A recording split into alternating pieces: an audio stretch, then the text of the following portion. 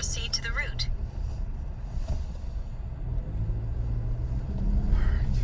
In 1 mile, turn left onto Cundy Road.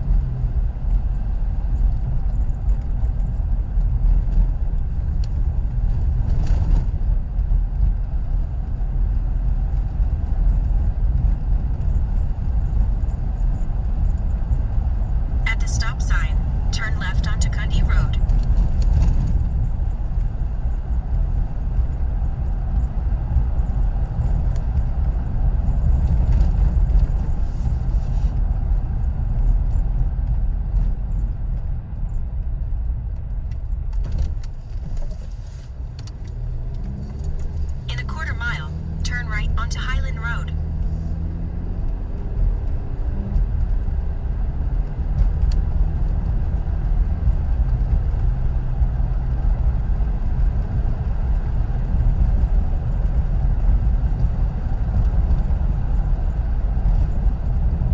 At the stop sign, turn right onto Highland Road, then make a U-turn.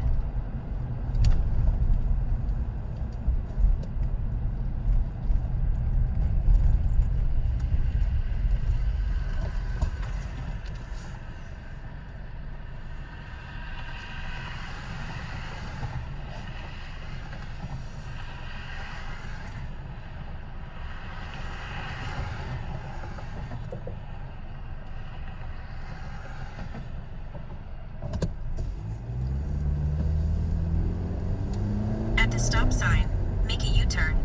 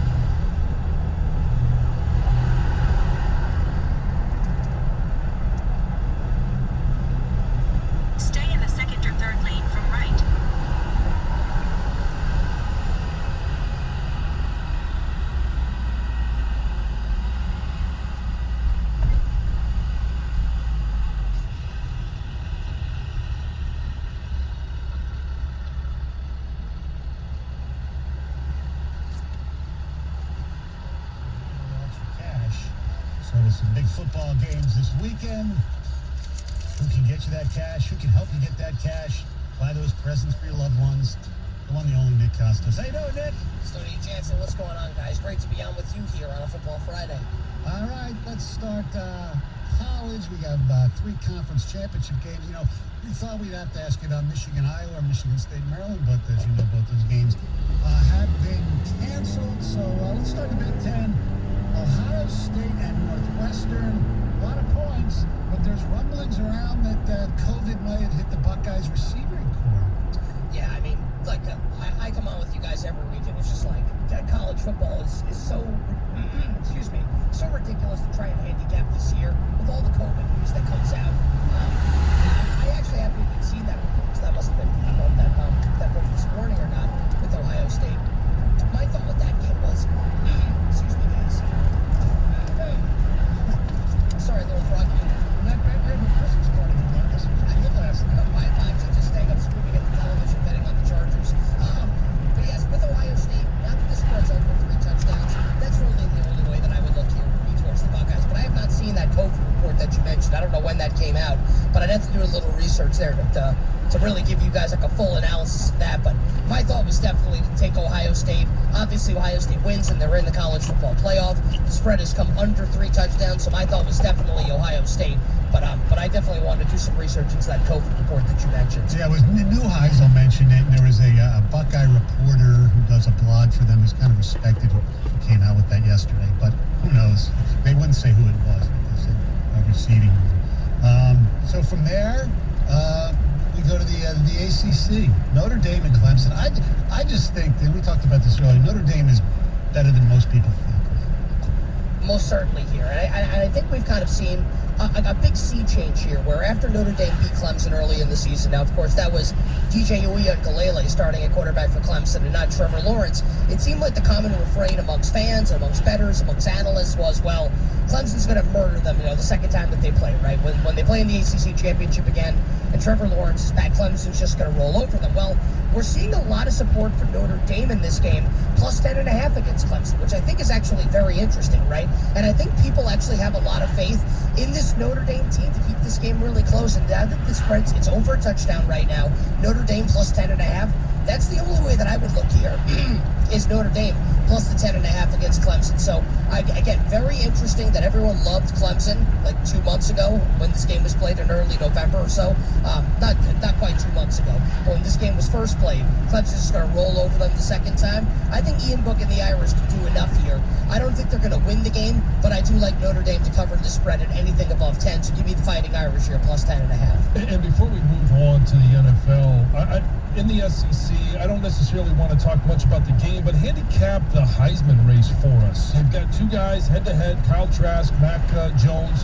A lot of people would say they're the front runners for the Heisman. Handicap that race for us. Yes, if Alabama wins, I think Mac Jones wins the Heisman. If Devontae Smith has a monster game, I think Devontae Smith has got a chance to win the Heisman as well, Alabama's wide receiver. He's obviously come on very strong as of late. He may be the best player in college football this year, and certainly will be a stud on Sundays in the National Football League. He's the guy that caught the game-winning touchdown in the national championship game from Tua Tagovailoa when Alabama beat Georgia 3 years ago. So, for people that remember him. But I think this is really how it goes. Unless this is like a Devontae Smith 300-yard, 3-touchdown game, which, it's possible. I think this is Mac Jones award to lose. Now, unless Kyle Trask in Florida, pulled the upset, and Trask is just unbelievable in this game. 400 yards, 4 touchdowns, and leads Florida to an outright upset of Alabama as a 17.5-point underdog. But I think Kyle Trask likely lost this award for all intents and purposes when the shoe was thrown at the end of the Florida-LSU game last week. So, unfortunately for Kyle Trask, I feel like this award is probably out of reach at this point. I think it's probably one of the 2 Alabama offensive players, like I said, Jones and Smith, and I think Mac Jones the likeliest player to take this home. If and when Alabama wins on Saturday and Jones has a good game, which I think he would, right? Because I think Alabama's going to score 50 points in that game. I think Mac Jones will end up with the Heisman Trophy. John mentioned the National Football League. Before we get to the marquee game and then, of course, the Lions, the Browns-Giants game intrigues me now because Jason Garrett got COVID, and who's going to be calling the plays for the Giants? Freddie Kitchens, the old Browns coach. That's going to be wild. It's well, unless you're a Giants fan like me, Yeah. in which case it's not wild, in which case I would say it's awful. But yeah, so the Browns are out to a 6.5-point favorite on the road at the Giants. And I would say, Stoney, more importantly than the Freddie Kitchens, Jason Garrett situation, and obviously we wish Jason Garrett well as he's diagnosed with COVID-19, is the Giants have COVID issues of their own right now. So James Bradbury, their star number one cornerback, placed on the COVID list. He's going to miss this game. And also for the Giants, Daniel Jones, and look, I'll just say, as a quick aside here, people want to crown Joe Judge, and I thought Joe Judge has done a very nice job this year. Joe Judge putting Daniel Jones in harm's way last Sunday and then saying after the game, oh yeah, we knew he wouldn't be as mobile.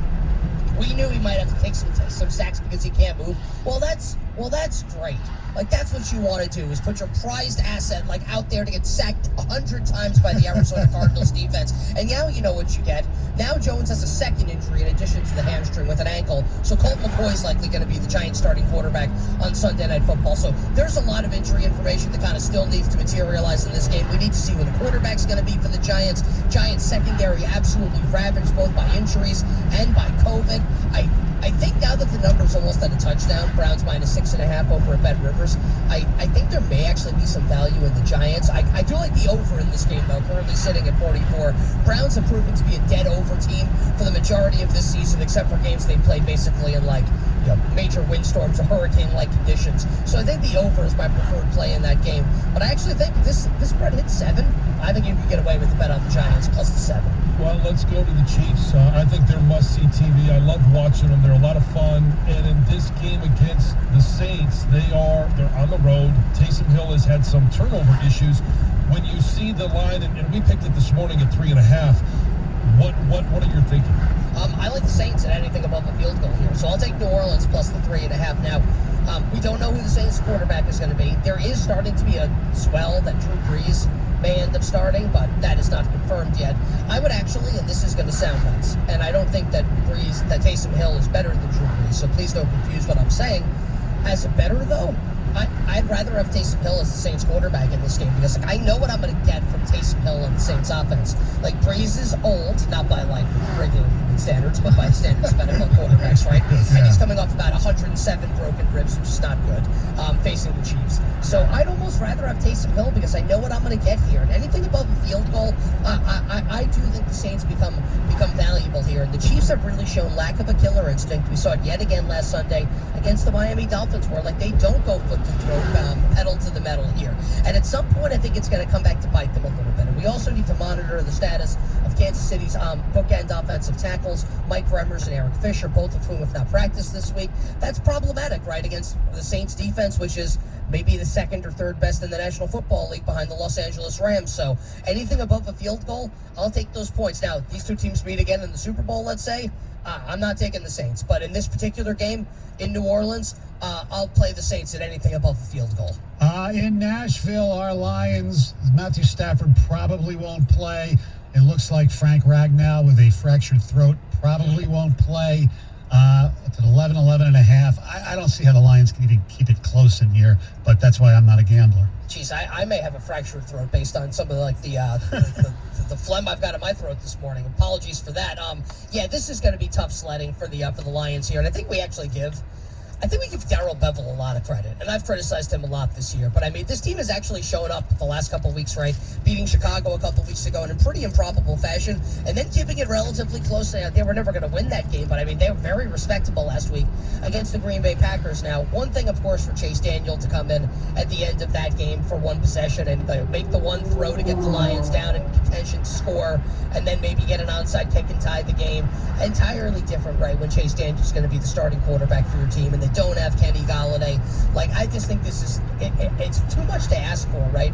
With the Lions defense being what it is, just completely ravaged by injuries, they're not going to be able to stop Derrick Henry. Now, A.J. Brown didn't practice yesterday for the Titans, so that's something that could work potentially in the Lions' favor, but this is like the Derrick Henry game, almost like all Derrick Henry games, I guess, since last week, which was a great Derrick Henry game, 215 yards against the Jaguars. But I'll say this, I would not bet the Lions. I don't know that I'm rushing to bet the Titans, but I would never bet the Lions and Chase Daniel in the spot. Would you guys or somebody put up an over-under on Derrick Henry yards this week? Oh, absolutely, yeah. Our friends at Bet Rivers will definitely have that. I doubt that they'll have it now. Normally we see props posted late Friday afternoon once the injury reports come out. And if there's if we don't know about like a really key player playing. So let's say like Julio Jones. I'm just using him as an example.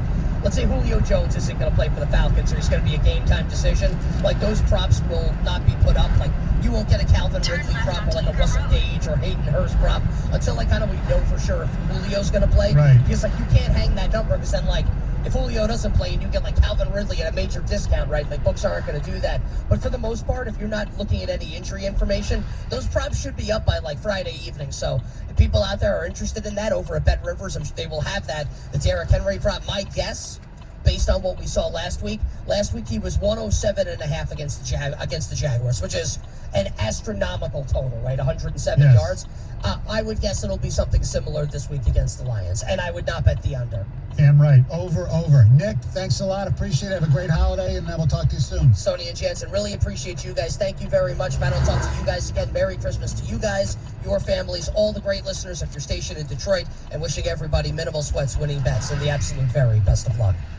All right. Thank you very much. Coming up next, Matthew Stafford, a new In destination. 1.3 miles, turn right onto Golf 97 Club Limited. Road. BetMGM, the first official sports betting partner of the Detroit Lions, is coming soon to Michigan, but you can sign up right now with the special early registration offer.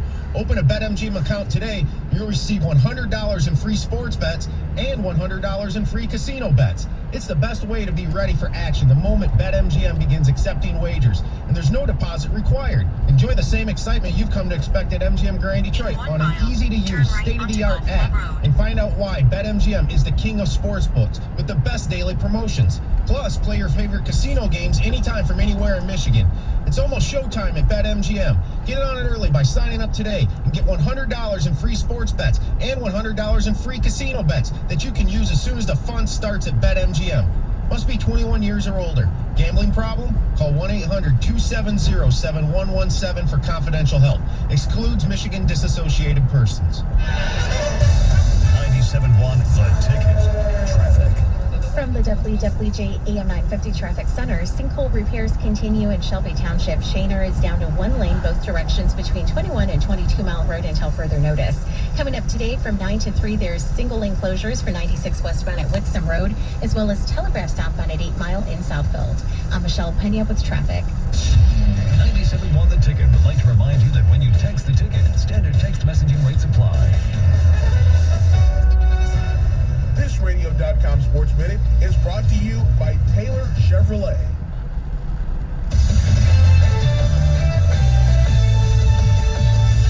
This is Boomer Esiason with the Radio.com Sports Minute. It's frustrating for NFL fans to watch the coaches' ritual post-game handshakes and not to hear what they're actually telling each other. After Monday night's thriller, Baltimore's Jim Harbaugh told Kevin Stefanski, "That's one of the greatest games in history right there. You guys are awesome." After Cleveland's coach said thank you, Harbaugh also added, "Maybe we'll see you in the playoffs. I think if we can win some games." With all due respect to ESPN and to all the networks that carry NFL football, I'd rather hear Harbaugh put that contest into context than Steve Levy. Sometimes the losing coach takes the initiative. "Great job. You killed us. You had a great plan. You've got a good team," Bill Belichick told Sean McVay following the Rams' victory a week ago Thursday night. Memo to Roger Goodell. His post-game audio, even screened on a delay, of course, will enhance your product, and we, the fans, would love it. Roger, did you hear me? I'm Boomer Esiason. Arrived. What can give you a competitive edge?